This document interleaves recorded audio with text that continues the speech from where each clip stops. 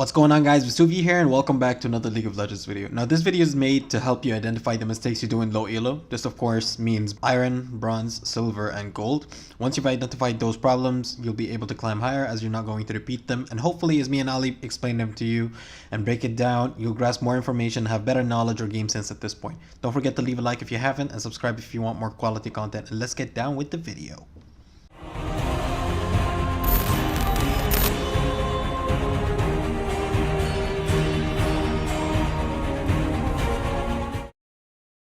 To start off the video, we're going to talk about the most common mistake players do. Playing more games when you're tilted. Playing when you're tilted is not good for you or your team, which basically leads to tunnel visioning.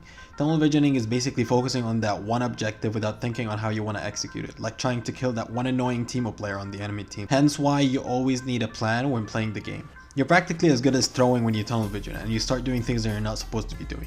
You start losing games since you're not in control. Before getting into the game, you need to be planning ahead on what you want to do. That is why when you're tilted, you won't be doing good. And from experience, I know for a fact you won't be looking at the map as often, which is another mistake we will be talking about later into the video. To make it sincere, try taking a break from time to time and play normals. If that doesn't help, then grab a snack, go work out, sit with the family, or even hang out with your friends and clear your mind. Once you've cleared your mind from the horrible loss you had, then you're already good to go for another round and grab that juicy W. Playing too many champions. Of course, this differs from player to player depending on their experience in League. Having a smaller champ pool is great for climbing because you would be great at mechanics, better with decision making, knowing whether you can fight this or gain the objective or not, knowing how to better itemize that certain champion depending on your game. Most importantly, being comfortable with the champion, so even though you might be behind, you know your way around it. As you have most probably seen or heard, there are many one-tricks that just by playing one champion have reached all the way to Challenger. So even being a one-trick is not that bad. What's the most important thing is that you are having fun playing that certain champion. Another mistake low elo players make is the itemization or the build pathing along with the runes. Now for most champions, you have your core items and then you have your situational items. You need to distinguish the difference between the two. Your core items, let's take Xin for example at this point, would be Warrior, Challenging Smite into Triforce, and then the rest is up to you and how the game flows, which is why we call it situational, and hence why if you need more damage to one-shot a squishy, which is not likely in this case because Xin only needs Triforce and that's about it, then you might need to get more damage if you think so. If you think you're dying a little too fast, then check who's fed on the enemy team and build armor or magic resistance accordingly to what they're building. You don't always have to follow one build path to win a game. You need to be flexible with the items and know what they're doing by reading its description. For the best runes and even builds, you either want to check pro players' profile and follow them, or you can go to champion.gg and it will show you the best runes you need in your game. Overextending, which also means being greedy. Most of the time you will overextend when you have a lead or just killed your enemy. Always think of what would happen if I stay for longer. Would I be able to get this wave so when I'm back I won't lose as much? Or will the enemy laner already be here by that time? How many turret platings can I get before I reset? I won't get punished for staying longer than the usual. Will the enemy jungler be around to punish? Always be aware of the timers. The time of an enemy respawning and buffs like red buff, blue buff, dragons and barons. Always work around them because they are always important not only to you but to the whole team. For example, when you ace the enemy team and are pushing to try and get as much lead as possible, that you reach all the way to the inhibitor. Sometimes it's better not to take the risk. Back off, try taking more free objectives like other side lanes, or maybe Baron or Dragon with a free reset after an ace which will keep you ahead and in the game. Always questioning yourself, is it worth it? What will I gain from it? Try estimating and always try thinking ahead. As a quote, always remain one step ahead of those who want you dead. Here's a bonus tip when it comes to objectives. If you have taken the enemy's mid inhibitor, then don't go to that lane and try to push it. Always go for the side lanes since your super minions will push mid on their own. That is why you go for the side lanes to put more pressure on the enemy team. This is a very common mistake low elo players do, so try to avoid it as much as possible and tell your team to help you push the side lanes with you when you've gotten an inhibitor on either side of the lanes. Not roaming when you have a lead. If you're ahead and snowballing, then what is stopping you from helping your teammates out? If you're mid lane for example and you're ahead on the enemy laner, then go to your bot lane or top lane to get them ahead and help them win their matchup. This is especially beneficial for you and your teammates to ensure that everyone on your team is equally fed and to have less of a burden on you when it comes to carrying your team.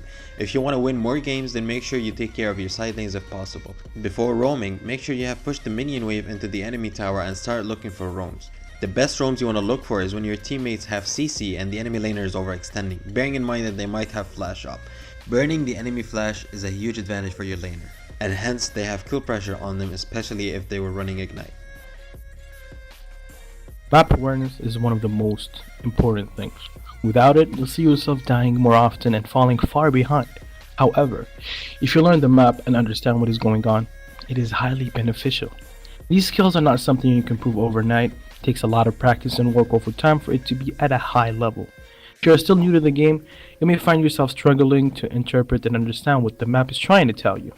If you know and understand what is happening in all lanes at any given time, the game becomes much easier and you'll be able to make much better decisions which lead to more overall wins. One of the ways that you can improve, try playing unlocked. Most new players play with their screen locked. It is not that it's bad, it's just more beneficial playing unlocked.